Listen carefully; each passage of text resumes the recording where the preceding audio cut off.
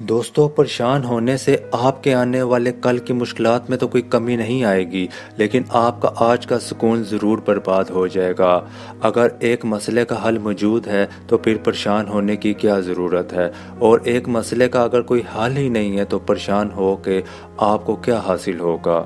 بہت سی چیزیں جن کے ہمیں خدشات ہوتے ہیں، جن کے بارے میں ہم فکر مند ہوتے ہیں، سوچ سوچ کے پریشان ہوتے رہتے ہیں۔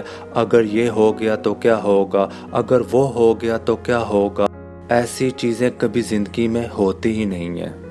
پریشان ہونے سے اور ہوتے رہنے سے صرف وقت ہی ضائع ہوتا ہے۔ اچھے اور برے وقت زندگی میں آتے رہتے ہیں۔ ہر چیز کو آپ کنٹرول نہیں کر سکتے، برے وقت کو آنے سے آپ روک نہیں سکتے۔ ایسا نہیں ہو سکتا کہ آپ کے ساتھ صرف اچھا ہی ہو۔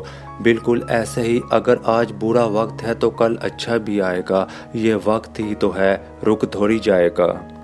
ماضی کے واقعات پر آپ جتنا بھی افسوس کر لیں، پچھتاوا آپ کے ماضی کو نہیں بدل سکتا۔ مستقبل کے بارے میں جتنا بھی آپ سوچ لو، آپ کی پریشانی آپ کے مستقبل کو نہیں بدل سکتی۔